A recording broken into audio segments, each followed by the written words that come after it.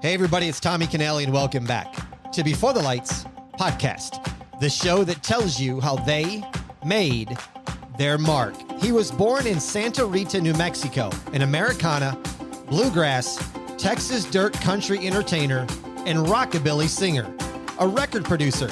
He has been the president of a series of record labels and took each one to music preeminence. A highly acclaimed musician, singer, songwriter, and a powerful executive.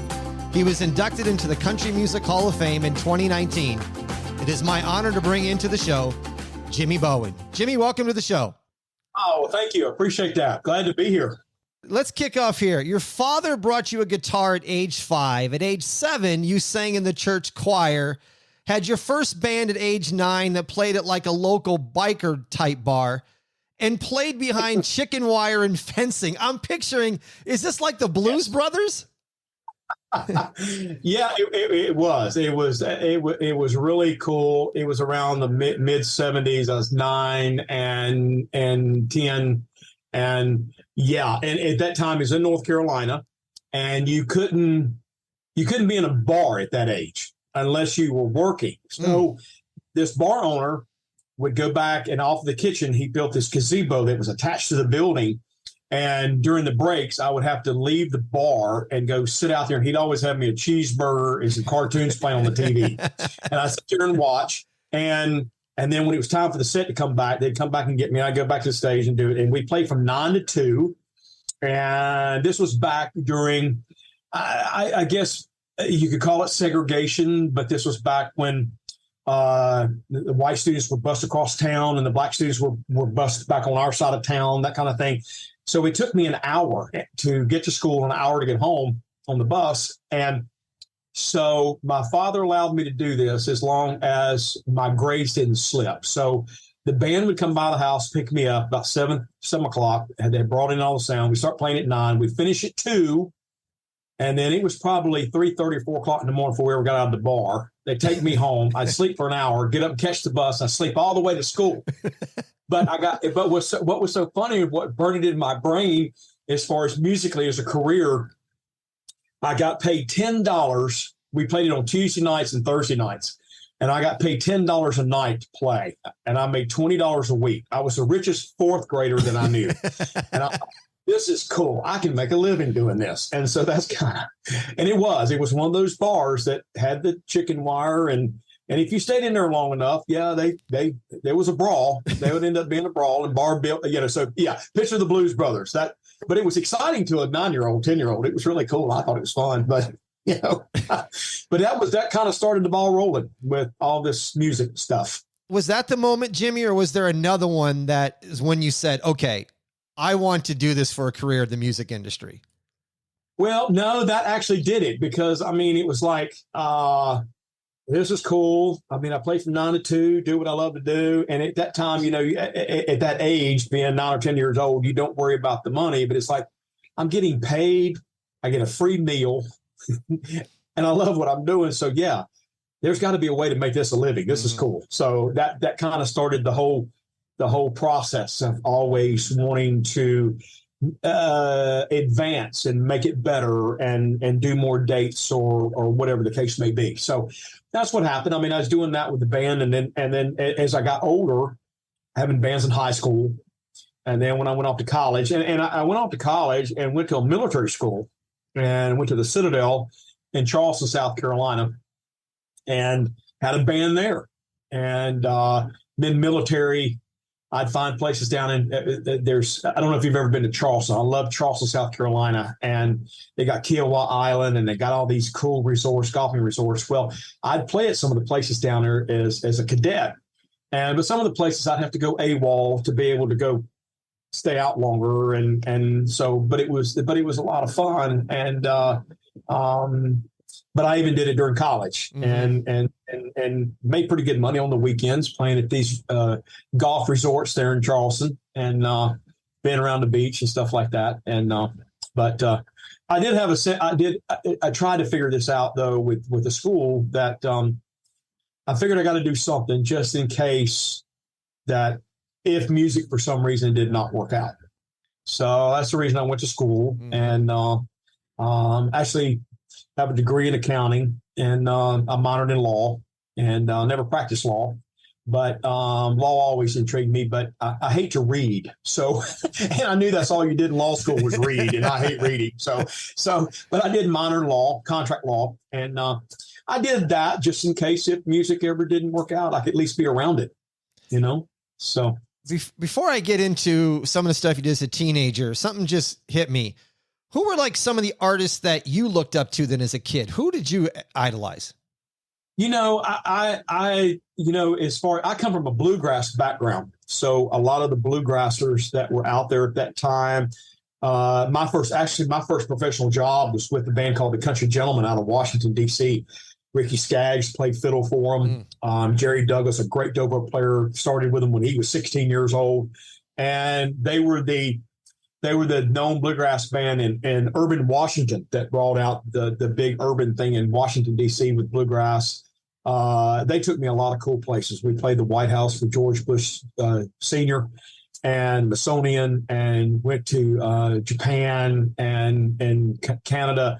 Took me a lot of places. And I really looked up to those guys, a lot of them. A good friend of mine who just passed away, Bobby Osborne with the Osborne Brothers, who made Rocky Top real famous here in Tennessee, just passed away. But he was a big hero of mine because those guys, they set the precedence. They travel around on the back roads, and when they needed to stop and take a bath, they stopped at a river somewhere and just got wet and got back in the car and went on, and they just, they didn't have tour buses and nice big highways and internet and all that kind of stuff. And when I branched out into the country thing, and it's like Americana, it's like a lot of the guys, like the older artists, I always looked up. I have a lot of respect for a lot of the older artists, like the T. Graham Browns and the Merle Haggarts and guys like that, because I always loved their songwriting, because they what they wrote about, they lived that life. And my hat's off to those. I just have so much respect for those artists, because they just, it's easy now. Everybody just gets on a bus and goes and play, and it's so much different now. And those guys like that, I had my experience with that in the bluegrass world. There's a lot of places that we went that were, we were out for a couple of days when I was with Country Gentlemen. We were playing this festival up in Shinhopple, New York, and it was a little chilly, but got up there, and we got there. We needed to get showers, didn't have a shower on the bus, couldn't find a hotel room. And so we got to the park where we were playing. Well, they hadn't shut the pool down yet. So me and a couple guys in the band, we grabbed our soap shampoo and we hit the pool. And it was cold. The water was probably 40 degrees, but we took a bath and the guys' pool, and then went to the stage and did our show. But, those were fun days. I mean, it's just, I don't know. I have a lot of heroes because of what they did musically. And like one of the points into mind as a songwriter is, Chris Christopherson. Chris Christopherson could never get anybody to hear his stuff. And he just got mad. He was, he came out of the service as a helicopter pilot, and he just says, heck with it. I'll get you to listen to my stuff. And he flies a helicopter in Johnny Cash's backyard, and I'm like, dude, that is so cool. Yeah. I like that. Yep. Oh, hey, you did that now, you get arrested, So there's a lot of them. I respect a lot of the older artists. I really, really respect. And the list is a mile long. It really is. You talked about you enrolled at the Citadel and studied accounting and stuff. Did that education then help you with your career going forward? Do you still use it? No, yeah, I use it all the time. And I will tell you, I sometimes think back that, and in all honesty, and it's no disrespect to any record companies, but I've had a lot of independent record companies, basically, musically would tell me that I would never have a deal with them. And I particularly asked one particular record company, I said, well, I don't understand. They said, the music, you don't like the music, you don't like my vocals, you don't like what's going on. And they said, well, and one of the guys at the record company said, he said, well, no, you kind of know too much. I said, oh, okay. And I think a lot of them, when they find out that I have an accounting degree and I study contract law, that they kind of shy away, because that's the reason I got my degree. That's the reason I got my education. And I'm not any more special than any other artist out there. I did it so that I knew what was going on. Does that make sense? I mean, it's kind of like, I know there's a lot of artists that come to Nashville or go to LA or go to New York, and all they want to be is, they want to be the star. They want to do this, but I just like to know what's going on. And so my degree, I think, has helped me. I think it's also hurt me in a roundabout way, because with an accounting degree, I know the tax law, I know cost of goods sold, I know manufacturing costs, I know this packaging, blah, blah, blah, everything that goes into accounting. And with my law degree, I know a little bit about what the therefores and the thereands are in a contract. So not that I'm the brightest cookie in the bunch, but that's the reason I got my degree, was so that I kind of knew what was going on and I could watch the P's and Q's. I did have a record company one time before that I had a distribution deal with. And he kind of accused me of the same thing. We had a distribution deal, but I just told him, I said, man, I just like to know what's going on. I trust you. I just want to know what's going on. It's my business. It's my career. And so I think it helped me tremendously. And I use it every day. I still use it. I would think that if I was an artist, knowing that, and I knew you, and knowing that your background, I would come to you for advice. Do you get that from other artists? Oh yeah, I get that from other artists. I get it. I get it from a lot of just sidemen, band musicians. My guys ask me a lot of tax questions during the course of the year. And, and I try to help them with it. I try to help all musicians with it, because a lot of them do not know how to set up their entity so they can save tax dollars. They don't know what they can write off, what they can't write off. And so I try to help them all. I used to do a lot of financial seminars for a lot of the music organizations to go in and teach musicians what they need to do to protect their business, to save tax dollars, get the ultimate out of your business expenses. Because at the end of the day, I used to, when I'd go in and do these seminars, I'd write on the billboard, I said, this is the music and then business. And I would underline business. I said, when you forget that it's a business, you're going to lose. You will lose. I'm sorry. That's just the way I feel about it. So I get it a lot. Some of them listen, some don't. Yeah, it is the way it is. But I try to help everybody I can when it comes to that part of it. You had mentioned, you grew up with bluegrass and you've done rockabilly and you've done a lot of stuff with country music. Have you always been a fan of country music? I've always been a fan of it. My true root was bluegrass. Okay. I grew up on what I call the second generation grassers. When I was growing up, I grew up in a household listening to Flatt and Scruggs and the Stanley Brothers and guys like that. And I grew up on the second generation, the country gentlemen, the Tony Rices, the Seldom Scenes, the J.D. Crows, a lot of guys that a lot of big country artists came from. Marty Rowe with Diamond Rio. They were a bluegrass band at one time. The bass player with Diamond Rio is the nephew of Bobby and Sonny Osborne that made Rocky Top real famous. Marty with the Shenandoah came from a bluegrass background. Joe Diffie came from a bluegrass background. Marty Stewart came from a bluegrass background. So a lot of them came from bluegrass, and you learn a lot from bluegrass. I think you learn a lot of musical. It's like with my guys, we'll be like with my television show, we'll be rehearsing and they're going over their charts and their numbers and this, that, and the other. And I find it kind of humorous, because I grew up in a household where you put a record on the turntable, and if you want to learn that lick, you take the needle and you put it back, and you scratch the record all to death going back and forth trying to learn this lick, right? Well, my guys are always telling me, well, you know the chart system, the number system more than you think you do. I'm like, yeah, well, whatever. But to me, music is a feel thing.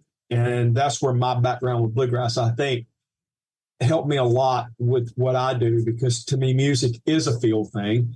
It's not about a chart. It's not about a scale of music. It's a feel thing. And, Ray Charles made you feel the music. Guys like that made you feel what they played. And so that's, I think bluegrass really helped me in where I go with it. It gives me the stamina musically that I'm looking for. So it helped. For bluegrass was the first thing, and then it went to country. So speaking of vinyl, I listen to vinyl every day. I was listening to vinyl this morning. I'm a huge vinyl fan.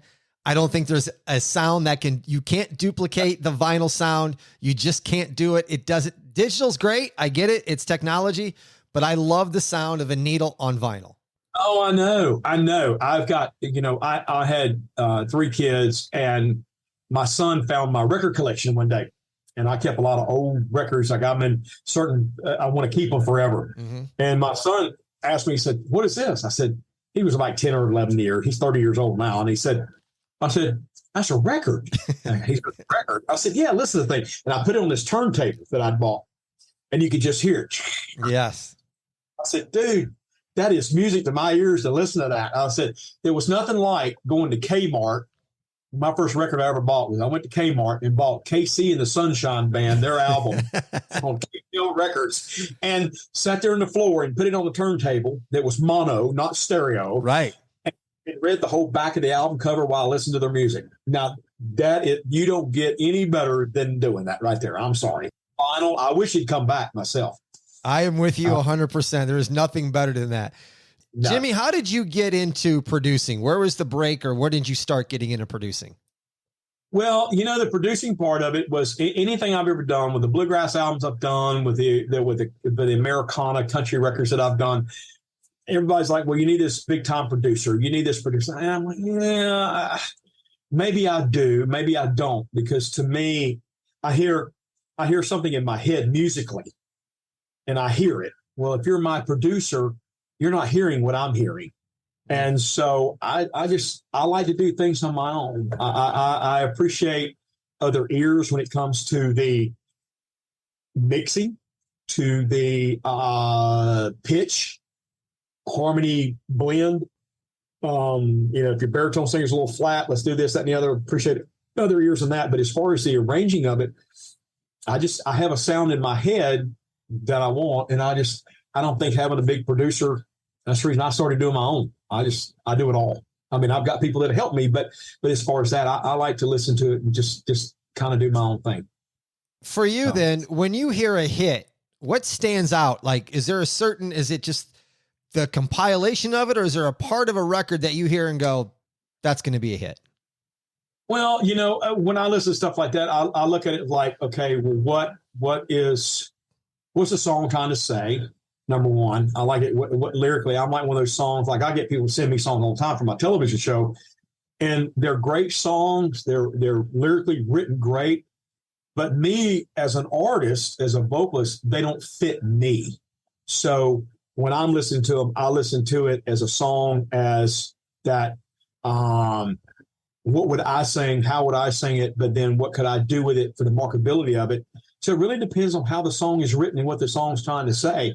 Because I have listened to songs before and brushed by them, and then it's like, I give you an example. Like when Stevie Nicks recorded the song that she did, and I cannot remember the title of it, but the Dixie Chicks took it and did a version of it. Oh, Landslide. Landslide. And I thought, Stevie Nicks, I'm a huge fan. You're talking about a huge fan. I'm a huge Fleetwood Mac fan, so I get it. Man, Stevie Nicks, I love her. But I thought nobody could ever do that song. She did it. But then I heard Dixie Chicks do it. And I thought, that is cool. They did such a great job rearranging it, doing it their way. And that's what I like with artists. That's the reason I like I hear it with the hit. I'm like, well, that was a great song for so-and-so. But now the way this new artist is doing it, it's going to be a hit for them because they're doing a little different twist on it. They're doing a little different flavor to it. And it gives it a little new life in a roundabout way. Mm-hmm. So it just depends on how it's written and how it's performed. Jimmy Bowen and Friends, your TV music show. You've had a couple of my former guests that have been on the show, has been on your show with Craig Campbell and Tommy Townsend, and got to know Tommy quite well here. But is this something you've always wanted to do? But what made you start this show? Well, this is a funny story. If you really want to know the truth of this thing, as I said, I came from the bluegrass background and did that for 20 or 25 years. And then I took a little sabbatical from bluegrass, and started hanging out with a great artist. I always loved this music. Had a chance to work with him, Mr. Earl Thomas Conley, and worked with Earl and loved what he did. Loved his vocals. Such a great guy to work with. And so when we would finish, I would always go backstage and find out who booked the show and try to promote me as an artist. Anyway, well, when I cut my first Americana record, CD rather, the Bluegrass world kind of excommunicated me because I had a drummer, I had a steel player, I had an electric guitar player, but I also still had the acoustic guitar player. I played mandolin and guitar. I had a fiddle player who played banjo and acoustic guitar and fiddle. My steel player played dobro, so we could still do it acoustically. But anyway, when I talked to the people with Earl, the promoters were saying, Jimmy, we like your stuff, but how many hits you had? And I'm like, okay, now I see where I'm going. So I had a Zoom meeting with a DJ down in Texas, and she asked me the same question. And I said, well, I'll tell you what sparked the television show. I've always wanted to do it, but what really started it in my brain was Forrest Gump. Mm. And she says, she laughed, she goes, Forrest Gump? I said, yeah, because I've got an agent here in Nashville because I'm part of the Actors Guild Union. So I do some acting also along with the music stuff. And so I said, yeah, in the film, Forrest Gump says that Mama says you got to make your own destiny. So I got to looking at what I was doing musically, and I couldn't get booked on the bluegrass side because I had a drummer and a steel player. I can't get a whole lot of bookings on the country side because I've never had a huge hit. So I'm like out here in no man's land.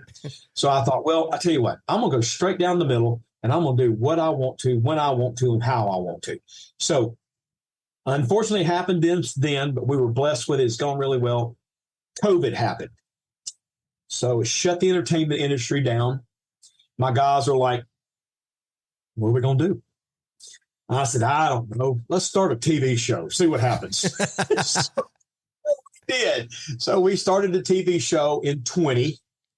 And I said, well, I looked into a producer who would bring it on and help me with the TV networks. And so he said, what do you want it to be your concept? And I said, well, I sat up one night and I have Dish Network here at my home, and I was watching an old Johnny Cash show, and he had his guest artists he had Connie Smith from the Opry. He had himself, of course. He had Manford Mann, the old rock band.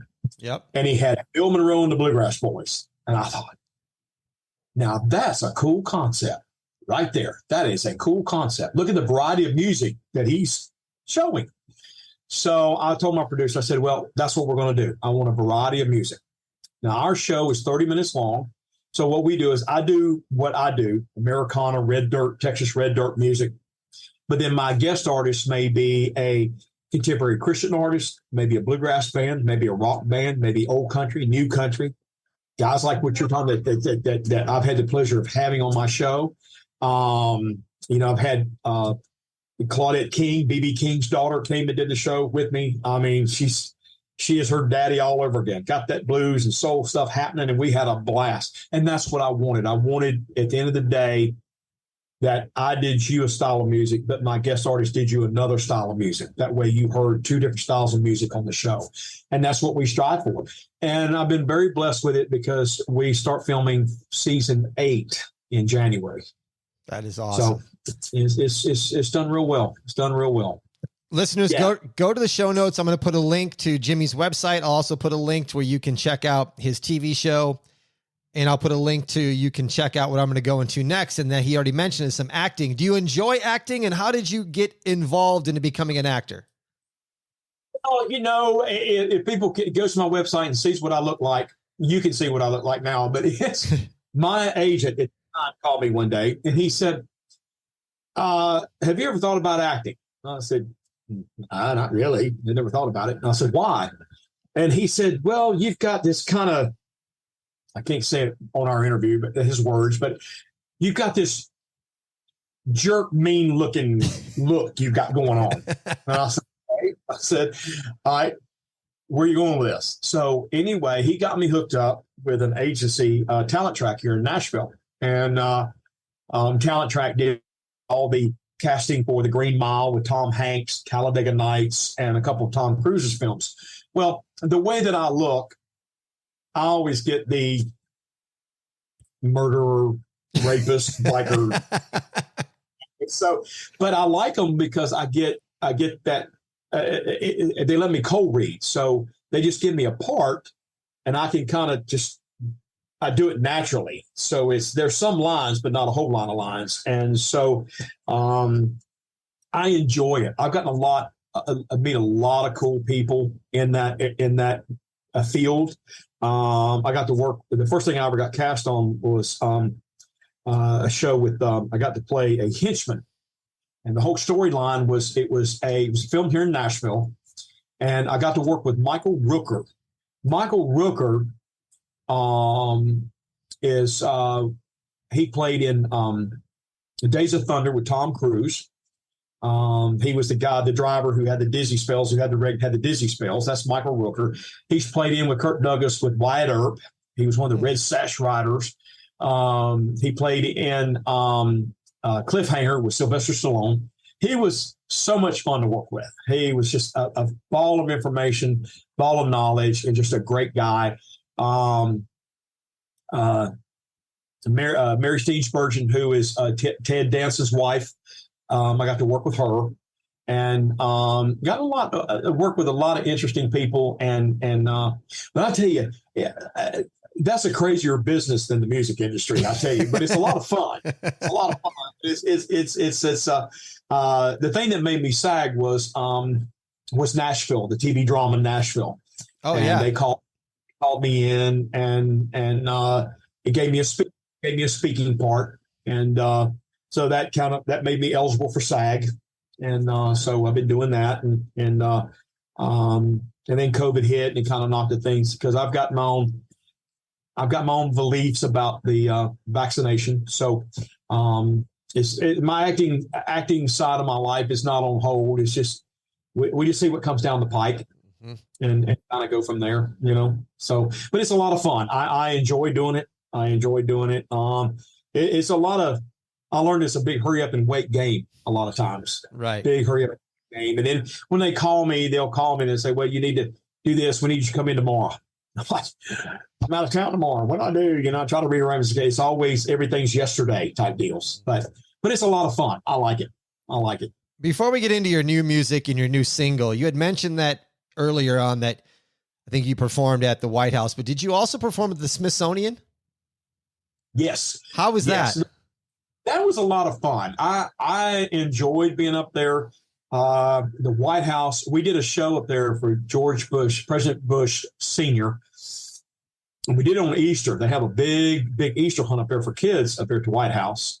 And it's really funny. All the dressed up bunnies were Secret Servicemen. So you got this bunny patting you down at the gate. It's like, oh my God, I got this big 6-foot bunny rubbing me down to make sure I got a gun or something, But it was a lot of fun. Smithsonian was just really a lot of history there. Mm-hmm. And it was just neat being in that whole educational thing of Washington and the presidents and seeing the Lincoln Memorial and all that stuff. It was amazing. Would I live there? No, I hate Washington, D.C. I would not live there at all. But it was just such a fun experience meeting the president and doing what we did there. It was really exciting, and it was worth all the Secret Service things we had to go through to get in the gate. It really was. It was a lot of fun. Your new single, "I Ain't Gonna Live Like That." Tell me about the song. What made it bring it to life? How long you've been working on it? Wrote it? That kind of stuff. Yeah, I got it from a publisher, Shell Blackburn sent it to me, and I love the song because it basically says that talks about a guy who's sitting back and he's like, "All right, I've made a lot of mistakes. I've got a lot of regrets, but I'm sick of living like this. So I'm not going to live like that anymore. I'm going to think more positive, and I'm going to do my thing. And I like that because that's the way I try to center my life. I don't worry about what may have happened yesterday, what might not business-wise may have not worked out or whatever. The thing about it is with me, and not that I'm any special than any other artist or anyone out there, I when I was at the Citadel military school, it's you have to pick a branch of service to go in if you choose to go in. And my roommate was Air Force, and I was Marine Corps, and my roommate would always tell me, said, I don't understand why you're going through all that. Just, the Air Force is so much easier. And I would kid with him. I said, well, yeah, I said, y'all's PT is this, this is your PT, we'd kid, but he said, why are you doing it? I said, man, it's for the dress blues, baby. You've got to wear the dress blues, and, but I'll tell you what, the Marine Corps always taught me, you overcome, you adapt, and you adjust. And I believe in that. And that's why I like this song. The song is talking about a guy. If you listen to the lyrics, he's got regrets. He's had a few. The kind that just you can't undo. You can't undo what's happened, but you can move forward more in a positive attitude. And that's why I love this song, because it's just to me internally, it's me. I don't worry about what didn't work out yesterday. Forget about it. Let's go on. Let's move forward, and let's figure out what we got to do to resolve this problem and move in a positive way. And I love that song because of that. And it's cool. It's my latest single down in Texas too. It's upbeat. It's a great two-stepping tune. So they love to dance to it. So it's cool. It is a good song. Is there more music coming behind it? Yeah. Well, we release a single I release a new single every 6 months. Okay. And so this one will ride the train till it's November, December, till about maybe March, give or take, March or April. And then we've got another one pending. It's going to be coming out, and it's called Mile Marker 10. And it's a cool tune too. It's up tempo, up. I like the up tempo music right now. I've cut some slow ballad type stuff, but I like the up tempo stuff, and I like for people to be able to dance to it and get happy with it, or whatever you want to call it. And but yeah, there's another one coming behind it. So, Jimmy, tell me about Christmas for Kids. Now that we're getting into the holiday season, I love Christmas for Kids. A couple years ago, prior to COVID, I got invited to go for the Christmas for Kids, and I love this. I love what they do. This organization is absolutely wonderful. They get all the bus companies here in Nashville, and they meet out at the Walmart parking lot in Hendersonville, Tennessee. And there's probably 80 to 85 tour buses, and each artist gets a bus, and they bring all of these kids that are, so to speak, underprivileged children. Parents are kind of down on their luck. And they get sponsors coming in. We as artists come in, we show them the tour bus. They're all excited about coming on the bus, and they look at the buses and stuff, and we give them candy, and we give them this and that and the other. And then and we meet with the kids, meet with the parents, and we give them CDs, we give them gifts and stuff. And then at the end, we do that. I believe it's on a Thursday night we do that. And then on Friday, they get all the kids and they load them up on all the tour buses, and they drive them through Hendersonville, and they get to ride on the bus. And then they take them to Walmart, and each child is assigned a clerk at Walmart. And I think, if I'm not mistaken, I think they're given $500 or $600 voucher. And these kids can go in there and just throw anything you want in this buggy. Wow. And it's all freedom. And I love what they do. And they've asked me, I'm so honored. They have asked me to come back every year. And I ran into the lady at one of my television tapings that runs it. And she goes, oh, I've still got your name tag. It's going on another bus. We can't wait to see you in December. And so I just love doing it because I love what they do for kids. And these kids, they don't have much. And this past year, really, it brought tears to everybody's eyes, because I had a gentleman that was part of the organization, came on the bus, and we were talking, and he said he had one young man. He was 11 or 12 years old. His buggy consisted nothing but of soaps, toothbrushes, paper towels, toilet paper, that kind of thing. And he brought it up to the counter, and he said, the clerk asked me, says, this, but you don't have any toys. You don't have anything for you. And that young man, it just, like I said, man, we were all boohooing on the bus. It just hit us in the heart. He said, my parents can't afford it. He said, we need toothbrushes and we need soaps and we need this.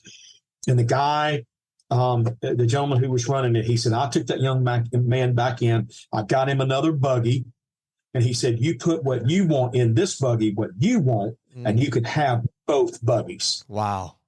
We were all just boohooing.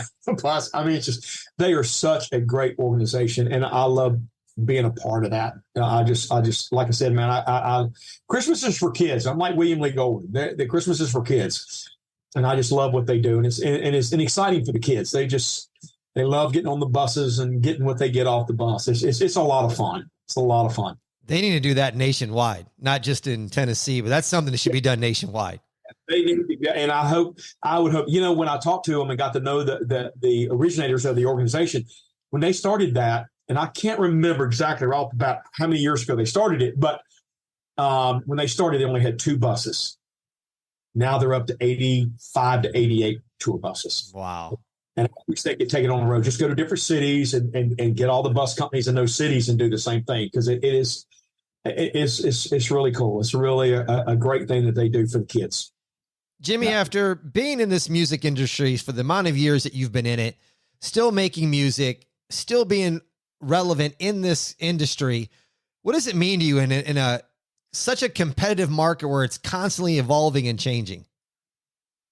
Well, I'm always very honored that people like what I do and appreciate what I do, and very, very humbled. I had an organization out in Iowa that contacted me, and they put me in the Midwestern Country Music Traditional. They put me in the Midwestern Traditional Country Music Hall of Fame, and I flew out to Omaha, Nebraska, and did a show, and they inducted me into their organization, and I came back, and I had a friend of mine from North Carolina, where I'm originally from, he talked about it a little bit, but then he threw this little story, and he said, well, it's not really a CMA. And I said, you're missing the point. I said, there's a group of people out west that appreciate what I did and what I do in music. And I said, that means a lot to me. And it's like being originally from North Carolina. My agent called me this morning, and it's not official yet, but I mean, they're the North Carolina Music Hall of Fame is looking at me for 24 induction, and that's just an honor to me, because I never would have dreamed as a kid wanting to do it. You just think, I just want to make a living. But when people start appreciating what you're doing, it's kind of like you feel like your life's work is kind of being appreciated.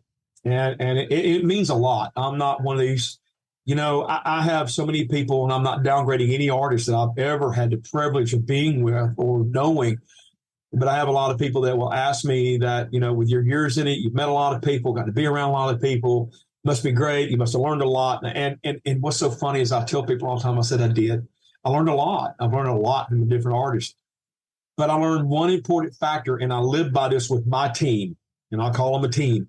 I learned how not to treat people. And I try to treat all of my people from my television staff, from my producer, my sound guys, my camera guys, my band, my publicist, my agent. I try to treat them with the most respect, and I need every one of them.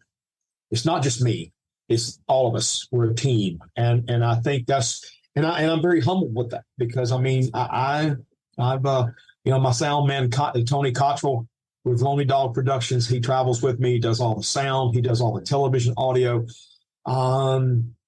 It was flattering when he came on board with me. He worked with Ronnie Millsap for 15 years. And I'm like, here's a lonely guy like me. He's got the guy who worked for Ronnie Millsap for 15 years. I'm like, this is so cool. I'm loving this. And they love working with me, and I love working with them. And it's very humbling. It really is to have such a great staff. And when people appreciate what you do, that's a medal in itself to me.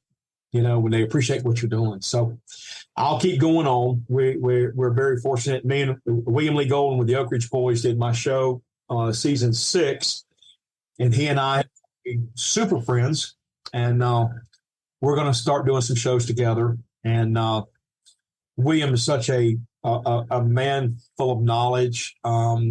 He's one of those true artists that when I go to his house, I only intend to be there about 30 minutes, and it's always 7 hours later before I leave because he will not let you leave. He's such a genuine man and so full of wisdom. And we get to talking about it because I don't think he'd mind telling he'll be 85 in January and loves performing.